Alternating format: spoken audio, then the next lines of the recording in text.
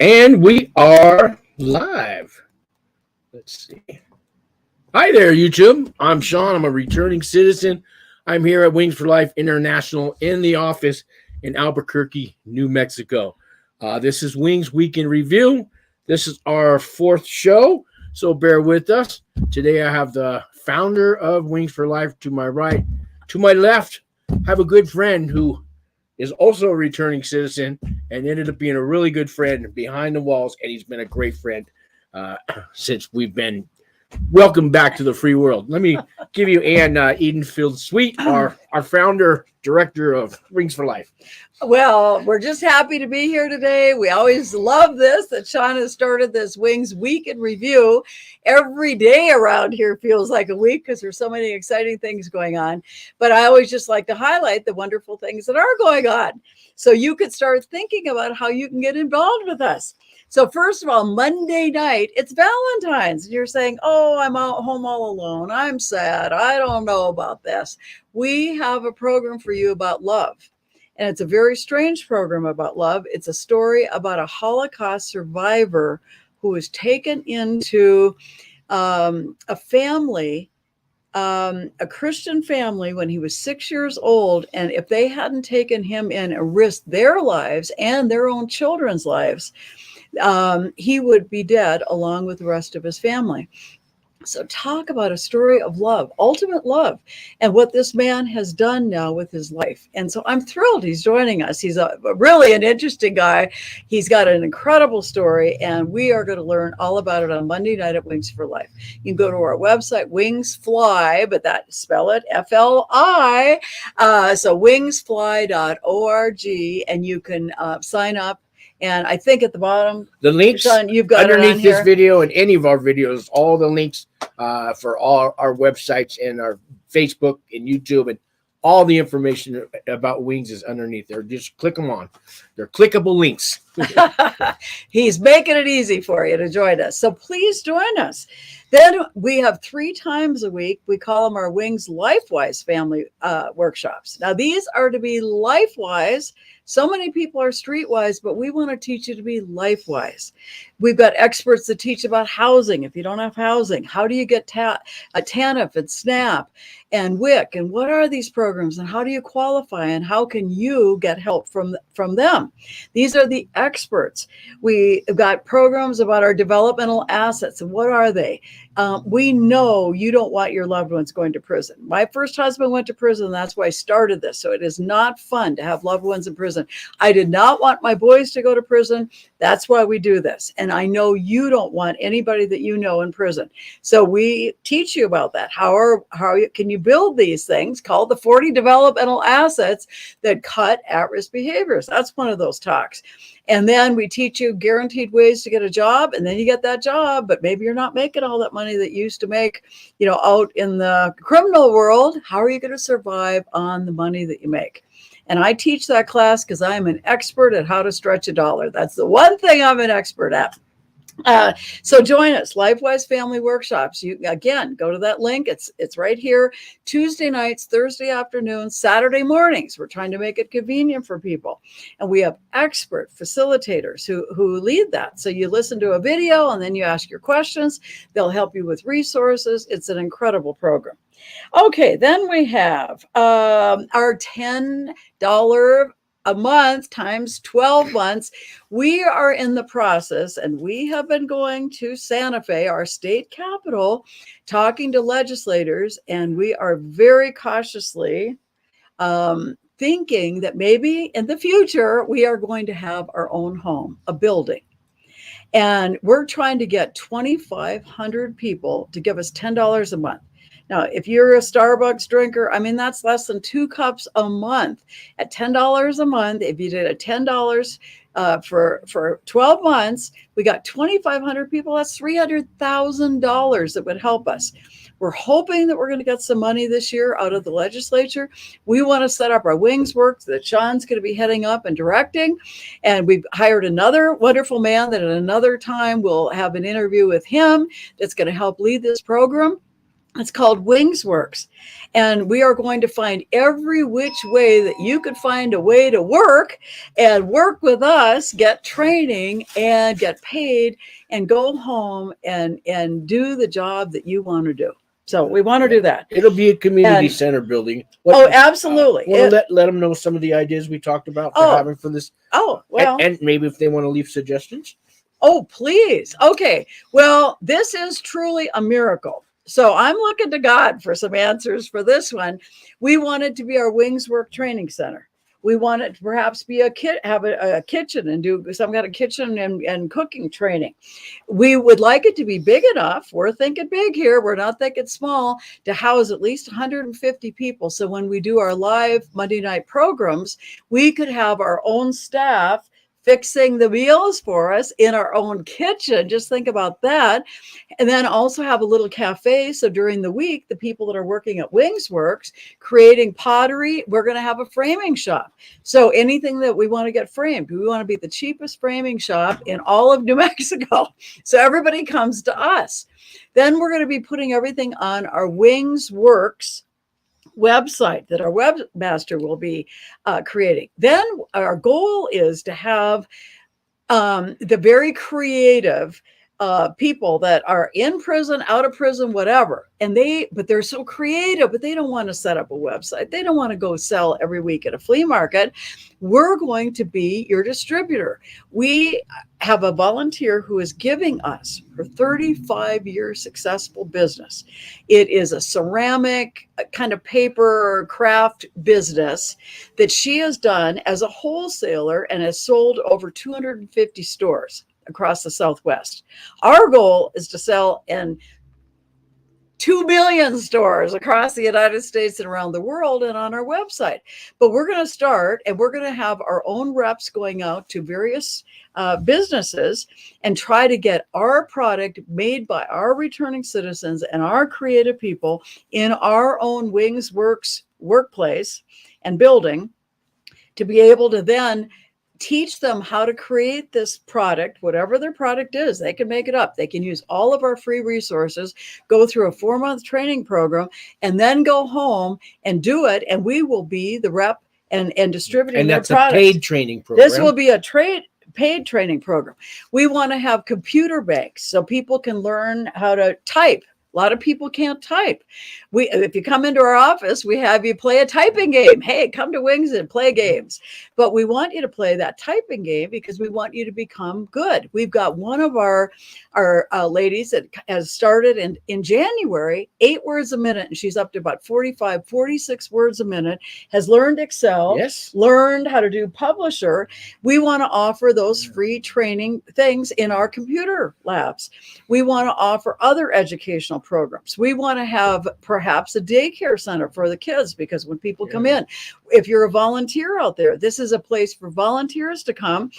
Everybody can help package up the clay, the beautiful products. Why doesn't somebody go get one of our samples, a couple samples, so we can show them what we're talking about that they're making? We've got a couple here in our office. I can even show you what those look like.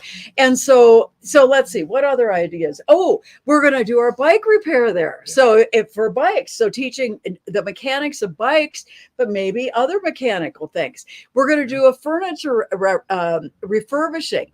So, yard sale junk and things that get donated to us, we're going to teach people how to fix it up, glue it, put it back together. One of my sons used to do that. We are going to have the ramp project. Right. So the ramp project, they make ramps and donate ramps across New Mexico, but there are also other ramp projects across the state. And thank you, Mary. We're going to show you some of these beautiful things. Let's see. Can you see these? Maybe and these were made yesterday in our office, not the clay part, but look at these darling. Are they seeing a close-up on maybe these? Can they walk it up to the camera, Mary? Yeah. Mary, walk it up to the camera. We don't have a camera. We've got Vanna, Mary right here. He can zoom in on it. So look at these darling little votive candle holders. We are a wholesaler. They made 40 of them yesterday. They put the sticks and the little Kiva sticks on them. And look at this. Let's do a zoom on that one. So anything you can come up with and create and imagine, And if you've got a loved one in prison and they are really talented, my gosh, they could start shipping stuff out of there, send it to you or send it to us so you don't have double postage. So, And so it can even we can even help them before they get released. Yeah. Absolutely. And like Crystal in the front, now she's not a returning citizen, but she has a loved one who is. Yes. And we help out the families. Well, of course, because I'm a family member. So you don't only have to be coming out of prison. Maybe you're a housewife or a house husband. Or you're homeless. We're going to open up anybody that wants to walk in our door. First, they can come and use. We won't turn anybody away, and we are going to greet them with respect and love, and trying to help them identify their gifts, because everybody has God-given gifts. We're going to identify those gifts, and how do we help them to become successful? So when they go home, they don't have to turn to criminal behavior. Nobody wants to end up in prison. Criminal behavior, ultimately, you think you're going to have the multi-million dollars and the big homes and the yachts. Ultimately, you're going to end up in prison or dead. And that's the ultimate choice for people. I mean, the final ultimate choice. Why have that choice? Let's have the choice of success, being out, being with your family, and making money. So we're going to try to help you. What else do we have? What other ideas do we have? Well, maybe a daycare for the working woman. Oh, yeah. We're going to have a daycare there. We have to have a daycare. We'll have a tutoring session. We will open it up to other nonprofits. Maybe AA, NA meetings. Oh, sure. Depending on the size of the facility and the use of it, maybe we could even open it up for receptions, maybe even for weddings. But this will be a place where you can come and get a restart on life. Clothing. We'll have free clothing. All of our boxes that we're hiding behind us. Kitchenware, clothing, furniture. We'll have a gift shop with our actual product that are being made, and Margie already has about 40 items. We just showed you 2 of at least 40 items that she sells. But my gosh, we could have 1 million items when everybody gets done with this, because if people are buying them, we could make them. And so there are so many exciting things going on. So whether you are coming out a returning citizen, you can live in another state. You could be making this stuff for us. You could send us a sample of it. We could get it in the reps. And the rep is going to be me. I'm going to be the first rep. And all of us are going to be reps going out to these stores, because we're going to go out and sell this stuff. And JD, one of our new staff that's going to be you're going to meet him in a minute. He's our newest hire. Yeah. Are we still looking for one more? We're looking for, who knows? You live in Albuquerque, just got out of prison? Give us a call. The number's on the screen. We might have something for you tomorrow. Absolutely. We've got some free programming from the government called Wioa, Workforce Innovative Opportunity Act, where the government will actually pay you to come work with us. Now, how's that for a deal? So, and your families, don't get discouraged. Maybe you're really handy. Maybe you like to make these beautiful pieces of art or whatever it is. You could start doing that as long as you could duplicate it. And so a store might say, I want 5 of those. You do unique work, but here's a sample. Here's one kind and here's another one. Maybe painters, they're not going to paint the same picture every time. But here's an idea of what you do. We could get that out to the buyers. You could sit at home, make that stuff. Forget going to Etsy and all these other places. We're going to help you to help your families, because that's what we exist to do. So that's I meant to do a 2-minute Thank you very much, Ann, for that 2 minutes. Sorry about that. Now you need to go to Tom and hear the real news. Got a couple people in chat room, though. Let me say a little shout out. I'll stay Patricia, she says, showing my support. Thank you, Patricia. She's on YouTube. And now she has I don't know what the emoji is, but it's a happy one. Good. And Matthew, hey, everyone, finally caught live. James on lunch, showing my support from Hawaii. Hey, Hawaii. Hey, James, there you go. I've done family days over in Maui, at the prison in Maui, and at the St. Anne's Catholic Church in Maui. So there you go. There you go. So, that's one of the states we've done work at. James, we talked on the phone. You hang in there, James. We'll talk again. We're going to get you through this. And your family, too. And we got Katrina. She says hello. More people. They're just coming in. Hey, yay. Bonnie D, good afternoon, evening. All right. What is this one? No. View. I don't know. That's probably spam, maybe, but something like viewer life. Oh, I don't know what that meant. Okay. Do you guys know what that means? Nope. But I'm gonna assume it's good stuff. It's happy life. Bonnie Wings V, for life. greetings from Boston, Massachusetts. So they're Boston. There you go. We're watching all I over the have country. done work right outside of Boston in Worcester. And in fact, we helped a neighborhood, a church that was going to die, that was on one side of a 3-square area with low-income housing, needles out in the parking lot, dirt. No one stepped foot in the parking lot except late at night, and you didn't dare for children even go play there. And we did our family day there. We went back and did another family day. We changed that entire neighborhood. That church that was going to be shut down ended up staying open, and ended up, they had 12 members when we first got there. The next year when I went back, they had 150 members, and all the kids and all these people were feeding into that church. The whole park was clean. It was green. They had the church and other surrounding, suburban churches help provide and put in some playground equipment, and it changed that entire area. Just showing people that they have value and giving them a place to go where people care. So yes, I'm glad you're joining us from Boston. And our programs, you can now start our program. Let me throw one more idea. Sure. Do you have time? I'm sorry, Tom. I'm no, taking all this time. Tom's been awful quiet. You're going to hear from Tom. Oh, you're going to hear from Tom. I got all excited so please here. try not to go anywhere, guys. Yeah. You got to hear his story. But I want to share what's happening and how I see this happening. We have now over 100 tape programs, or 125. I don't know. I haven't even counted. Sean said our YouTube, we got 270, but a lot of them are shorter ones.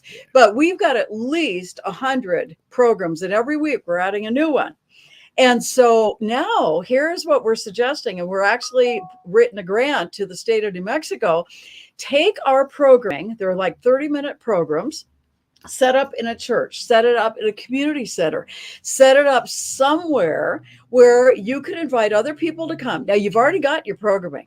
On our website, we already have kind of a lesson plan, and we put them in placemats because we're eating in person. We would put the placemat down so then they could pick up the placemat, take it home, and it gives questions and all kinds of things to talk about. It has additional resources on our website. So you could start in Boston, Massachusetts. You could start a program, get it in a local church, community center, whatever, halfway house. You could get our program going, watch our video on YouTube, pull up off our website all of our programs.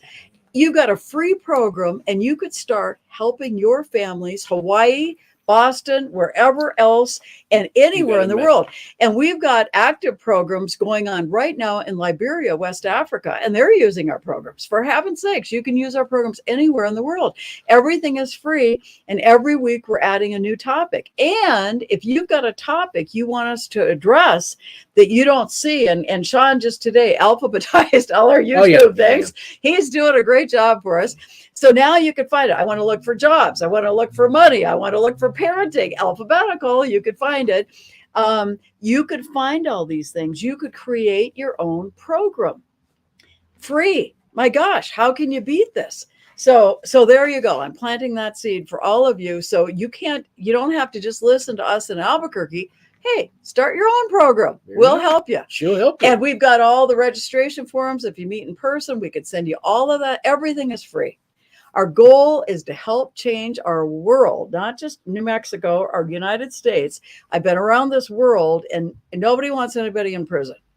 And it starts with the family and teaching values and teaching respect and keeping people out of drugs and addiction and all these negative behaviors. And we can do it. And you can do it in your communities. So there you go. Don't leave. There's a question for you, Ann. Do you take calls? Of course, for heaven's sake. That's Katrina. She wanted to I am 24/7. This is really a ministry. Our name is Wings for Life, trying to give you wings to fly for the rest of your life. But yes, if I can answer the phone on a weekend, late at night too, our webmaster about 10 o'clock, I can always count on her to call me. She knows that I'm up late, she's up late. It doesn't matter. If I can answer that phone, I will try to help you in any way possible. My cell phone number, Do we have our The numbers on the there? screen. It's scrolling across the screen. Oh, for heaven's sakes. You taking care of everything. Call me. Yes, I will answer. Friday night, even if my husband, There if you I'm go. not watching a movie or doing I told something you, with my Katrina. husband. Yeah. She asked me that if she wanted to call you. She's so busy. Of course. No, I'm always busy, but I'm busy because I want to be busy, because I love what I'm doing. And I love if we could give a little bit of encouragement and hope. That's what this is all about. So yes, of course you could call me. And we got Mariah Gonzalez, a new one in the room. I want to say hello. And she says, hello, all. Love hearing all the things you're trying to get rolling. Yep. So there you go.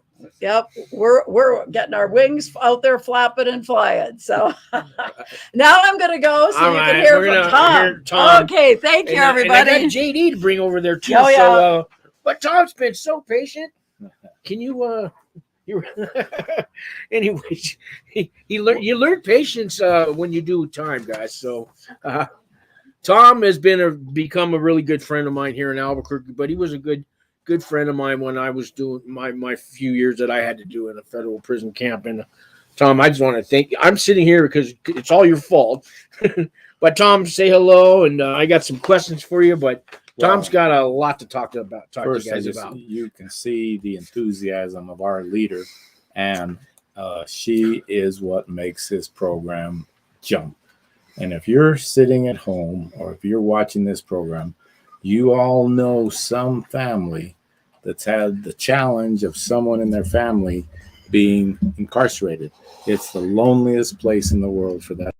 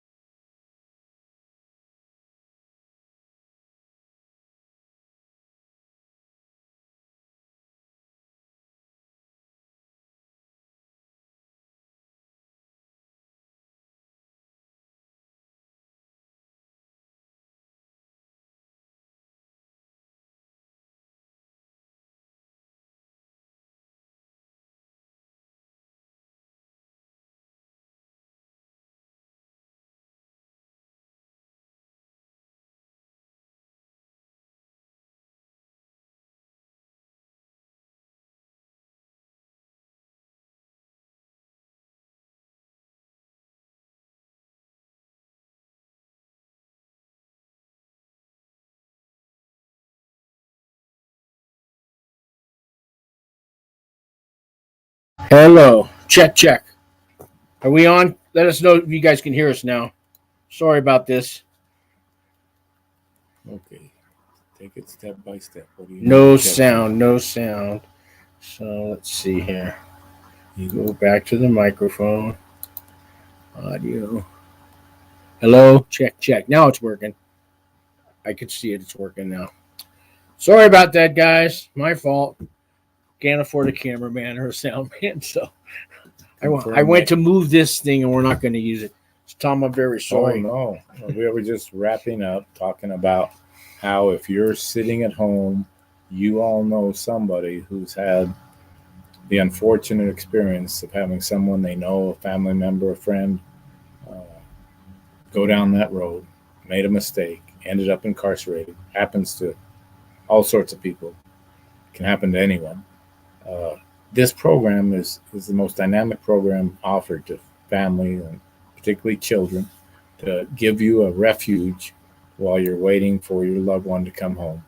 You can get involved as a volunteer. There are dozens and dozens of programs that are available to you. Mostly it's just a place where you can come talk to people and feel like you belong, that you're important, that you matter.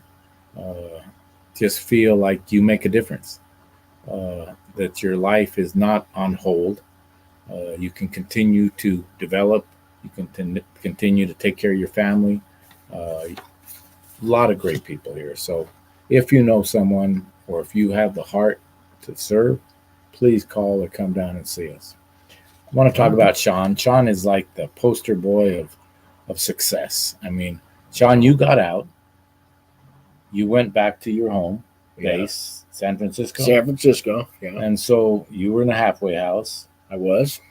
And you needed a job. I got a job washing dishes at a local soup kitchen. And you were one that was willing enough to give up your humility, give up your pride, and go wash dishes. Yeah, and I have been a chef before, but you got to, you know what? That's all my past. The reality is, most men and women who get out, they're really in a tough economic bind. Their family has been without economic support for years. The individual who's just got out, being incarcerated, they've had no income for years. They don't have clothes. Many times they don't have a car. And so some of them will go get a job.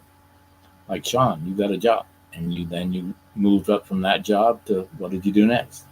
Oh, then I got a job as a cook for a drug and alcohol residential program, and they made me the sous chef.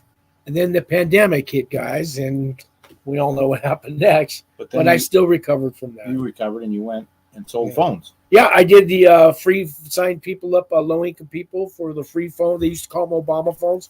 And I did that for a little commission money, and that got me by, and now I'm here. And when we talk about this, the reason I bring it up is because most of the people who get out, they can't find any source of income. Today, with the pandemic, jobs are hard, scarce. There's not a lot of respect and dignity. And frankly, there's not a lot of economic value to many of these jobs when you're so far behind. You're trying to get another car. You're trying to catch up on some bills that accumulated while you were incarcerated. Your kids are just suffered of not having your economic support. So the challenge for us who are out here is, how do we give people the respect and dignity to go work up the system to a job that really offers them the opportunity to resolve and support their family? Because if you can't, how many of the people you were incarcerated with were in the drug industry? Yeah, that's a big part that's a very big part of it. So we all talk about, how do we solve the drug problem? And it's talked about every day, everywhere you turn. People are talking about, how do we solve the drug problem? But these people get out, maybe 60, 80% of them, they really have no choice but to go back to the street and sell drugs. I mean, they don't have the economic. It's all they know, and somebody will loan them, a bag of cocaine to get them started. They don't need a business license. They don't need anything. They just go to they don't need anything to get this started, but it's all illegal, and it's going to end up back in prison, and it ruins communities, and the whole cycle starts all over again. But if they had a place to go, like Wings for Life, maybe, just maybe, they could find some hope.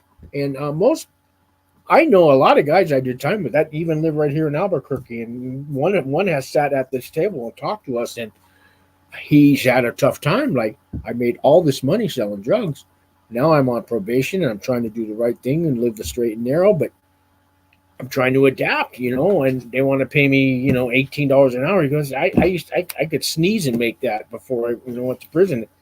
It's tough. It's not easy. When your kids are needy, they have economic challenges. Yeah. How kids need your economic support. When you get out of prison, you feel this strong desire to help them. The temptation to go back to the corner and sell drugs is just too great. We have to create jobs. We have to create jobs at a wage level and a respect level and a dignity level that give people a better option, a better Because choice. we all know you can go work at McDonald's, or you know what I mean? You can get these kind of jobs. Like I wrote a list of, here's the most common jobs felons get: welding, electrician, carpentry, plumbing, the oil fields. And those pay pretty good if you have the skills. And restaurants. And that's really, there's not a whole, you don't see a lot of returning citizens going into all the other fields. It's usually service jobs and trade jobs that will hire us back. And one of the things you need. Me, I can't. I'm 58 years old. I can't do welding, electric, plumbing, and all that. And we're older guys.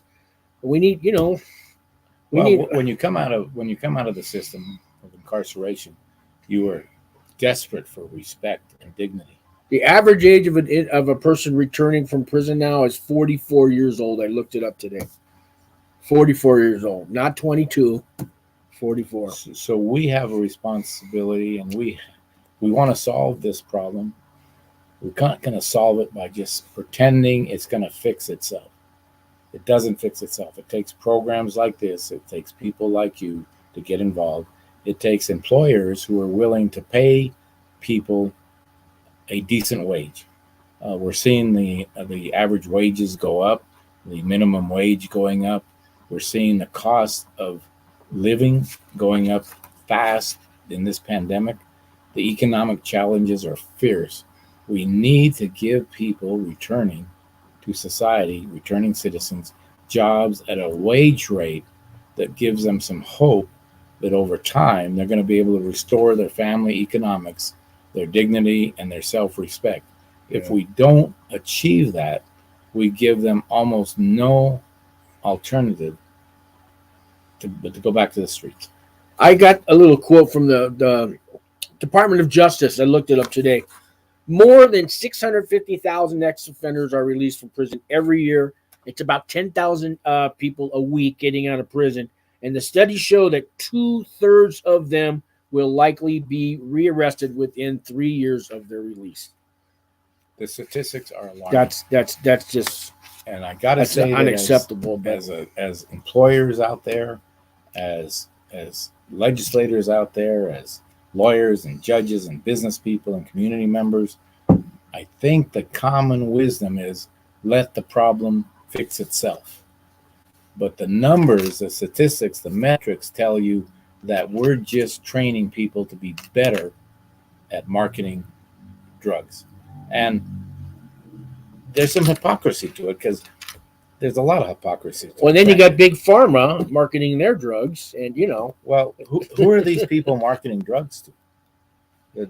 They're marketing them to us. They're marketing them to you. We're the customers.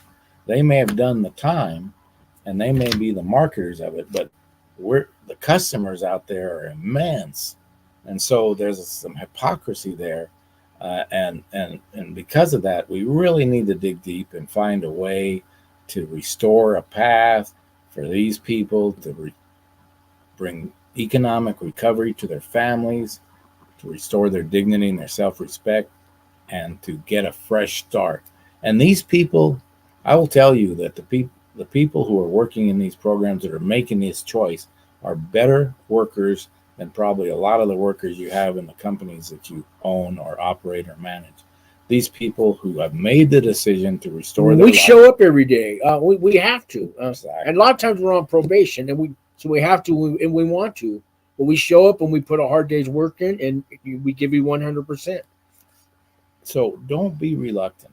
I mean, a lot of times employers will think, well, I'm going to do a favor and give this guy a job. And of course, I'm going to pay him less than I pay the other guys. So, I'm willing to give him a job.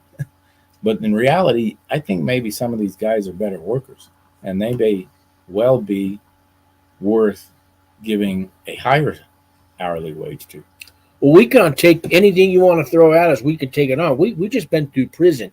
Okay. There's not a whole lot left that we can't accomplish and overcome. So I'm open for the challenge, and that's what I tell people in the interview. You want to hire me, who's been through it? I talk about a worldly man and streetwise and everything else. I've made it this far, or the guy with maybe he doesn't have a criminal history and he doesn't have, which one? You make the choice. You know what I mean? If you come out with that kind of attitude, you're going to get that job. But a lot of people don't have they don't have it. That comes from within. You got to have the motivation. You got to have somebody else. Sometimes it takes somebody else to believe in you, to get that attitude, to go for that interview. And I'm here to help you. Tom's here to help you. We're all here to help you and build you from the inside out, because it starts in here. I know that from experience. You got to believe. If somebody, sometimes it just takes one person to believe in you that little much, and that opens up. And I'm getting the thumbs up, and that's all we need to spark that fire within us, And that's what somebody did for me, and that's why I do this channel and my other channel. And somebody believed in me. Now I want to believe in you. And I'm going to push a little harder. That's just my nature. Get real. I mean, that the drug problem in your community is the number one problem, but yet the attention we give to it is almost cursory, almost token. We have a lot of great programs trying, but they don't have the economic resources or the people resources to really do good. I mean, Albuquerque, New Mexico has a horrible reputation for its drug. Oh, yeah. Breaking Bad. Breaking Bad made it an international community, demonstrating how serious, and sadly, that's not fiction, that show. It's not fiction at all. It's a nonfiction dramatization of what's going on every day, every night in Albuquerque, New Mexico, and probably in your community as well. And so, are we just going to let our kids go down this road forever? I mean, we have such a horrible loss of children today.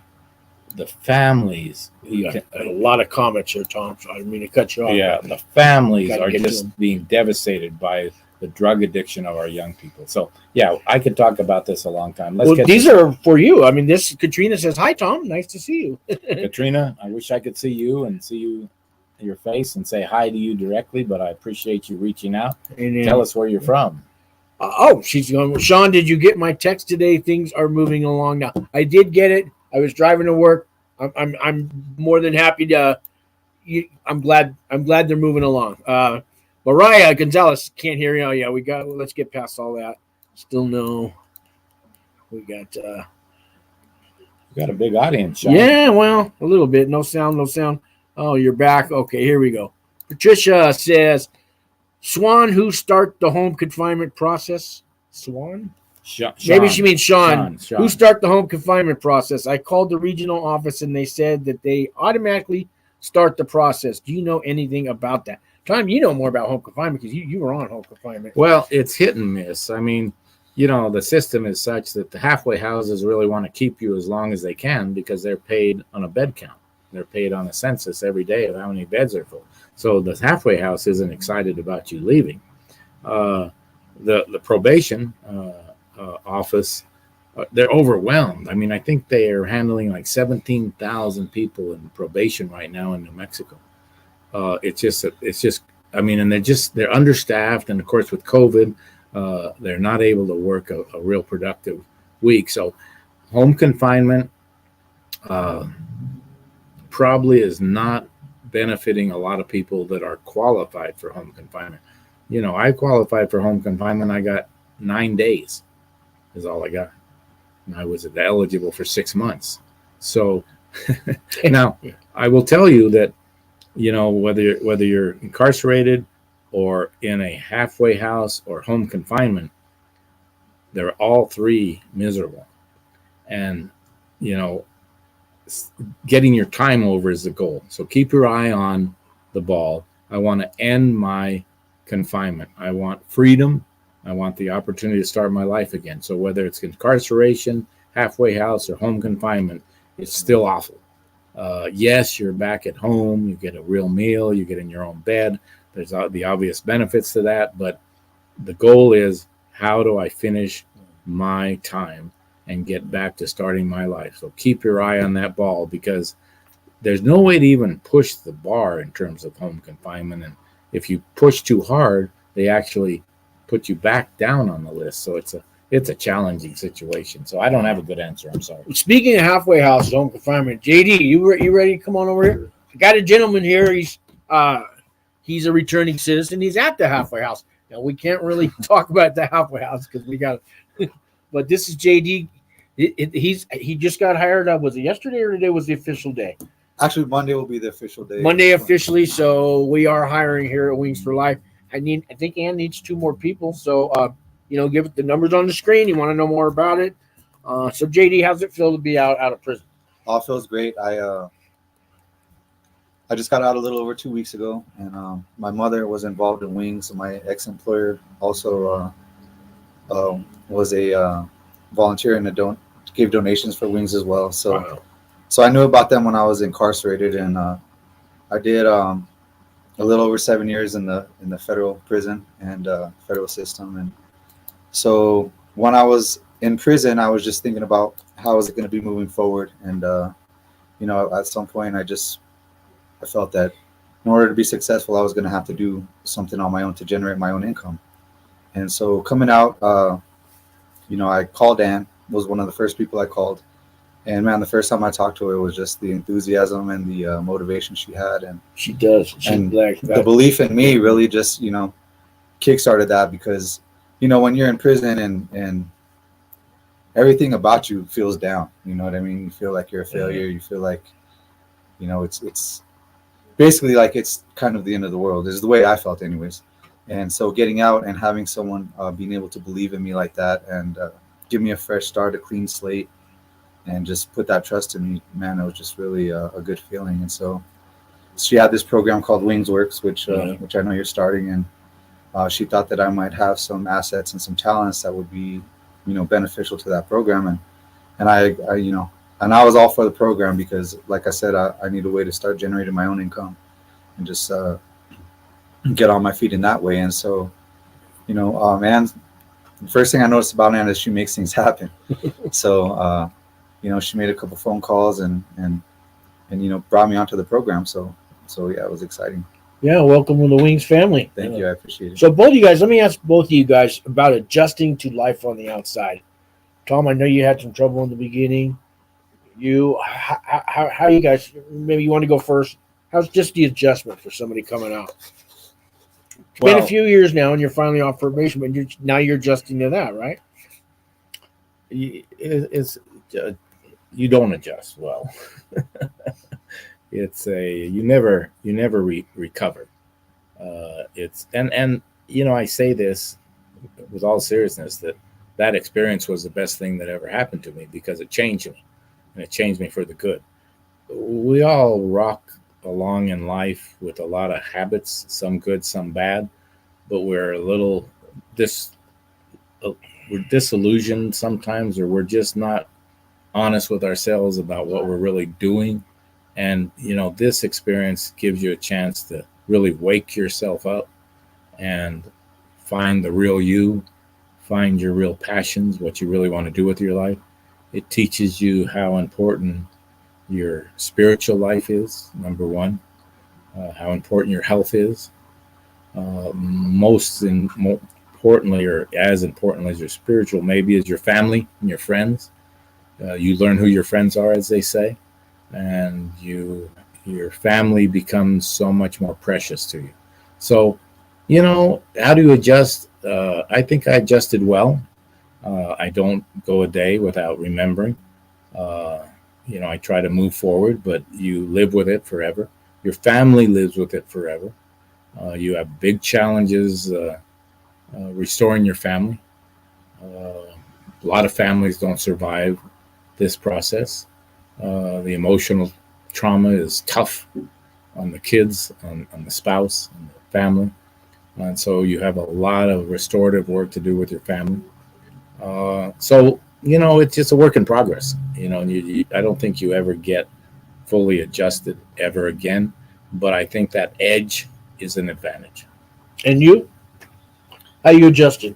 Well, you know, you're but fresh out. I'm fresh out, It's so a it's little, still, yeah. it's still adjusting. But you know, it's been hard. It's been hard.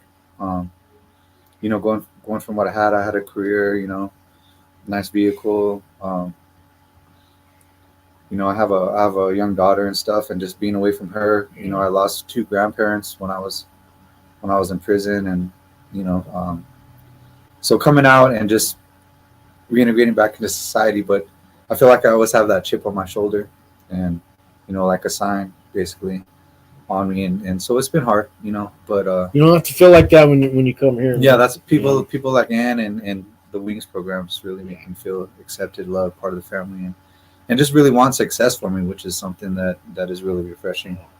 You know, to have obviously, you know, I have friends and family that are always going to support me and be there for me. It's But good. to have someone, Not all of us do, you know. to have someone outside of that really support you and be in your corner, it's you know, it's a lifesaver, really. Let me get some of these comments. Thank you, guys. We'll do some more, but I don't want to ignore you guys with your comments and your questions. I know I'm going to answer or read every one. I promise you, because you take the time to write them, so we can take the time to read them and answer them. So Mariah says it would be great to have more professional or business owners as sort of mentors or sponsors to give a backing to individuals that are returning citizens. What do you guys think?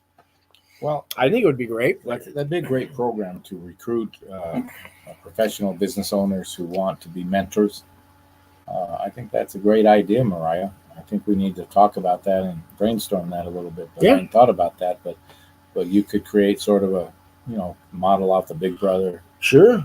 you know, program where you have somebody who's kind of, you know, you meet with a couple of times a month and have coffee and kind of talk through how you're, you know, getting back into the work environment. And you need that mentoring and coaching. I think that's a great idea. I think we should put that on the list. Yeah, well, that's definitely worth having a conversation about. What do you think? Yeah, that would be great. You know, I know a few business owners and people like that might be interested in doing that. So that's basically something we could talk about with Wingsworks and getting people involved with that. And next, Patricia says, "How does the process start?" I'm not sure. Were we on another? I think they're talking about the home confinement on that. Oh, the home confinement. You answered that. I think, Patricia. Well, right? Ask again, Patricia, if we didn't get to it. Yeah, sorry, we got carried away on another topic, and now we don't remember what that was. Patricia says it's all ugly, but home where the goal is room. Well, I think she's just saying it's tough and it's ugly. Yeah. But getting home is the goal. Getting home is the goal. And she says, "Oh, okay, thank you." Katrina says, "The BOP has RRM office in every state. They oversee halfway houses." Yeah, reentry. What do they call it? Reentry management, something like that. Residential reentry management office. I was close. RRM. Well, I'd like to talk to those people. We should track them down, John. Okay. And Patricia says, "Positive vibes your way, Tom." There you go, Tom. Thanks, Patricia. Patricia says, "Thank you, Katrina. What can they assist with? What type of info do they give?" And I like the fact that you guys are chatting with each other too, because it is a chat room. And last one here, Katrina says, "Patricia, they told me what region my son will be in, what I need for his ankle monitor, some of the rules. Different regions can have different rules." Yeah, I mean, the ankle monitors, I think everybody in home confinement wears an ankle monitor. Halfway houses, got anybody wearing ankle monitors? No, not in the halfway I don't house. think so. Yeah. But we have people that have to check in at the halfway house. I think they're on home confinement. Right. I just heard, was it you that told me? No, when I was in a halfway house, they took 25% of my income. Was it you who said they don't do that no more? Because of COVID, when the pandemic hit, they stopped doing that. So that's great news. Now you can actually maybe save up for that apartment. Wow. Yeah. So they're gonna keep that going, you think? I'm not sure, but I know as of now, yeah. Okay, that's good news, Katrina, too. So when your son gets out in the halfway house and he gets a job, he gets to keep all his money. That's something good here. I wanted to talk about. I did have something about reentry. Well, Tom. You want to take it from here? I can ask you some questions, but I know you got more to talk about. Well, I want to talk more about you, Sean, because no, it's not about me. here's Sean sitting in San Francisco selling phones on the corner. Basically, I had a tent set up in front of homeless shelters. Yeah, here he is, so anxious to build himself back up. He takes a job in front of homeless shelters selling phones to people. I mean, that's... Well, I didn't sell them. I sign them up and they get a free phone. We don't sell them. So I'm helping low-income people. Yeah, they show us their Medicare card or something, or a food stamp card, and we sign them up for a free phone. It's a tough job, wasn't it? It's a tough job, especially when they try to steal your phones, and I'm only trying to give them away free. But a rough crowd at those homeless shelters in San Francisco. But that's sort of where you end up when you come back out. Those are some of the few opportunities. And so Sean and I start talking, and I think Sean's an outstanding example of how to rebuild and restore your life, and is doing a fabulous job here. Sean is courageous enough to get in his car. It's not the best car in the world. 20 years old, but it's my baby. It's my recovery car. I bought it with washing dishes money. Pack all his worldly belongings, which weren't a lot because you lose everything. Yeah. And drive how many miles to get here? It was over 1,000 miles. Yeah. And with bad tires, calling me, and I knew it was the right decision, because what happened to your car when you crossed the border? Oh, as soon as I got to the elevation, things started working. The caution lights. Yeah, the cruise control worked. I didn't know that worked. AC's kicking in. All this stuff. So Sean is an amazing, courageous. Well, I had the blessing of probation. Who was a real tough probation officer in the beginning. Somehow I earned his respect. And he gave me his blessing and let me move to another state. That doesn't always happen when you're on probation. Sean moves here, can barely afford an apartment. Yeah. Not the best apartment in the world. No, I still got cockroaches there. But you know what? I'm going to name them. They're friends now. So they're my cockroaches, man. And he brings them on board here as the staff person. Yeah. And you've been here, a little over 6 weeks. Yeah. And your face is light and happy now. You're making achievements every week. The exposure you're providing by this program and many of the other programs you do. And I mean, this man is becoming internationally, or at least nationally, as a critical resource to this community. How many viewers have you had on your YouTube? I've had over 100,000 views, and I've probably answered at least, I'm going to say 500 phone calls I've gotten in the last year. And some of these people are on here right now, and you guys know. But God never gives me more phone calls than I can handle. I get 2 or 3 a day. On a day off, I get 5 usually. I mean, I was on the phone for an hour to one of these guys here from Hawaii last night. And Sean does helping this, them out. Sean does this out of his heart and with the mission from God. And a lot of people are trying to profiteer off this kind of help. Yeah, I just got off the phone last night with another girl. I won't mention your name, but she got burned $30,000. One of these prison consultants out there. Now, if you watch my other channel, I talk about these guys. Got them on blast. These guys need to go back to prison, but they burned her. You know what she got for $30,000? A piece of paper, a template like this on how to write a reference letter, so her mother could write a letter to the judge, a character reference letter. They sent her the template. They didn't even have the decency to put her name on it. She had to do the cut and pasting herself. That and like 5 phone calls. And the promises that they'd get her out of prison in 8 months. That she has I don't want to get too personal, but they promised her she'd get out of prison in 8 months on a 2-year sentence, and they made all these promises. She got a $30,000 piece of paper, and then she found my videos, and I'm going to help her whatever I can. I mean, the damage has kind of been done, but I'm coaching her on how to talk to the judge on sentencing day, because you speak from the heart, and this is your last chance where the judge is actually going to hear who you are. He's about to, sentence you however many years. You remember sentencing day? You get that last. It's It's your last chance to talk to the judge, right? Do you remember what you Yeah. said? Yeah. Or did you say anything? Some people don't even want to talk. I had a whole long speech planned, and I said very, very little. I Sometimes kinda that's froze better and that locked up, way. and for me, it was a plea, and the sentence was already set. So I figured, you know what, I'm just gonna say my little piece. And Do you remember what you said on sentencing day? Well, I was pretty angry, and I probably didn't say. Still, I didn't show my anger, but inside you're just in shock. well, everybody's innocent in prison. We know that. And so it's just the end of a long process. The pre-sentencing process sometimes is worse than the sentencing. It's tough all around, and so when you get out, you really need some people to give you a shot. This woman I talked to, she's got mine's the same judge that sentenced me.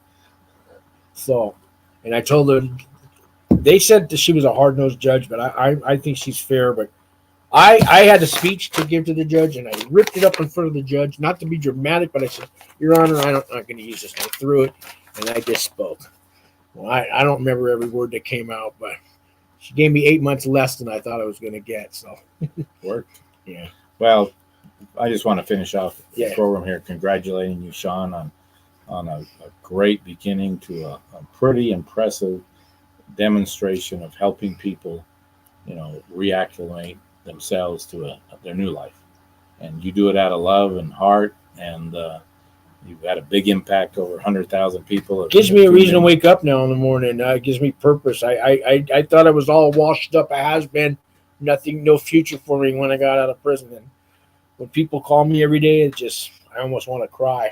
You know what I mean? You gave me a reason to live again. So the last thing I want to do is charge you $30,000 for a piece of paper. I couldn't do that, man. You're very vulnerable when you're in that stage, and it's just a shame that someone would take advantage. They act on their fears. But spread the word and start communicating with Sean, and we hope to see you again soon. Yeah. We got some more comments here, guys. Albino Garcia with La Placita Institute had a great setup for walking in multiple worlds. I worked there in a college with at-risk youth. Multiple worlds. Albino. What?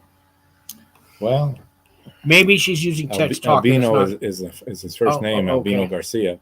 And some institute somewhere called La Placita. Do you know that place? No, never heard of it. And walking in multiple worlds, I think what albino means is you really are walking in a lot of different worlds when you get out.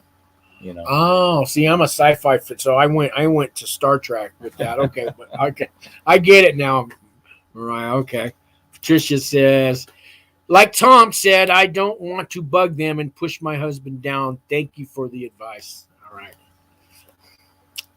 that is good advice, because a lot of times, Backfires. that is the the catch-22 is you want to push, but when you push too much, these people a lot of times they'll put you, like you said, in the back of the list.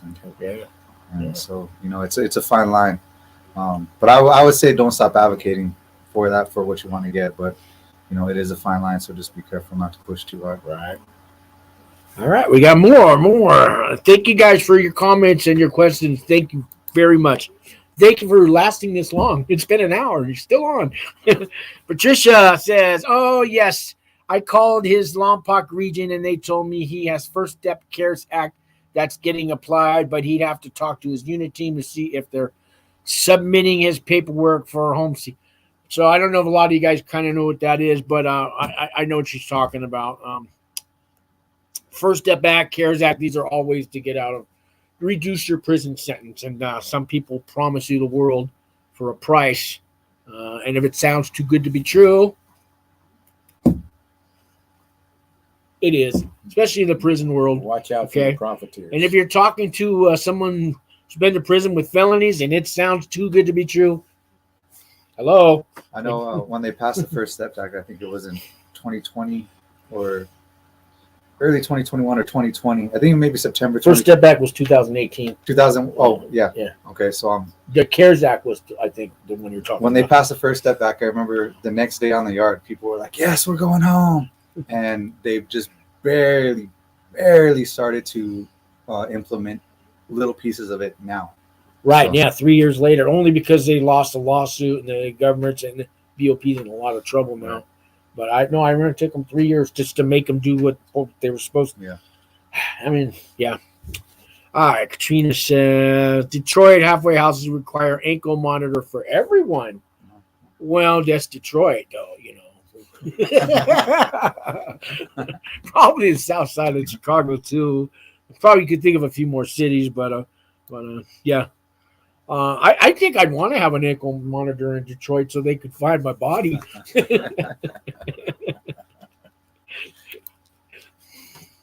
Mariah says in the South Valley. Okay. This guy. Oh, that's somebody. That's spam there. I'm going to have spam for breakfast. Thank you. Mariah says it is a way to get an understanding of the world's people walk or live and how we connect no matter what we do. She's talking about the multiple worlds. Yeah. Okay. It's not an episode of Sliders, or if you guys back in the 80s, there was a sci-fi show called Sliders, Jerry O'Connell. But no. All right. No? No. I'm giving away my age, and all right, never mind. Katrina, a bunch of ex-NFL players just got sentenced to federal prison for their health care fraud. NBA players, you might be talking, maybe it's NFL, but I did a story a month or a half ago, like 28 retired NBA players putting false paperwork into their health care plan. Like they went and got a root canal, and they charged them, $36,000, and they turned in a paper, and they gave the same paper to their buddies, and all 8 people had root canals done at the same day, and they all got a check for $36,000, or it's sent on your debit card, and there was 28 of them, and they did this, and it totals like $4 million. So you get all these retired NBA players facing fraud charges, and you probably haven't heard about it, right? No, I haven't. I showed the 2 little news clips I could find. It's been about 2 months now. The media likes to bury this stuff. So these NFL players that just got sentenced, you're probably hearing it here on this channel and probably very few other places, because the NFL's got power and money, and they got, nobody wants to. That's people's heroes. And what do you guys think? Well, you ever I don't heard wanna say anything about bad that? about the NFL before the Super Bowl on Sunday. Yeah. Yeah. What a time to sentence them, too, right before the Super Bowl. Wow. Yeah, that's true. You don't want to jinx your teams.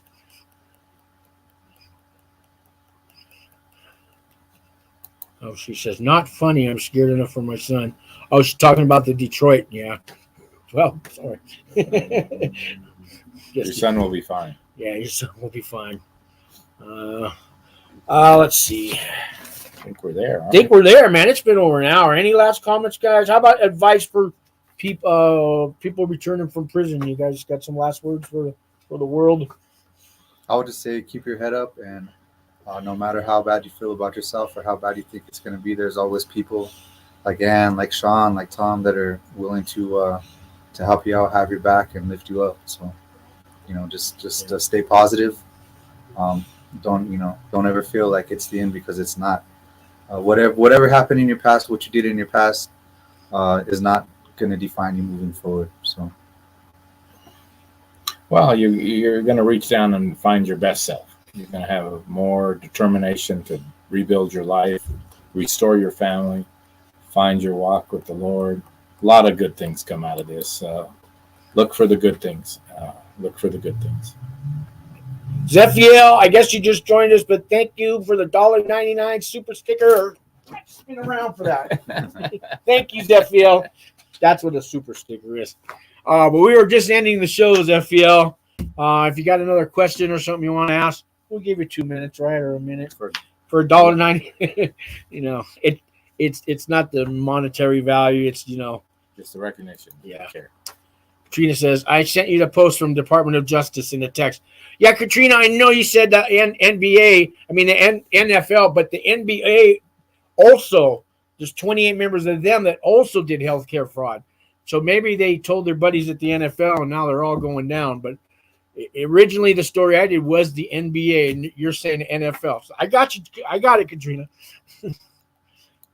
All right. I guess we'll wrap it up. Thank you guys for coming. Thank you, Sean. Tom drove all the way from Pecos, America. Pecos, which is above Santa Fe. East of Santa Fe. East of Santa Fe. Okay. I want to know. Zephiel says, no questions. Good to see the panel. You bet. God bless you all. We'll see you next Friday, 3 o'clock. Wings Weekend Review. Please leave comments after this video. You can catch it in the reruns and the replays. Subscribe, like, tell your friends, and keep coming back because it works.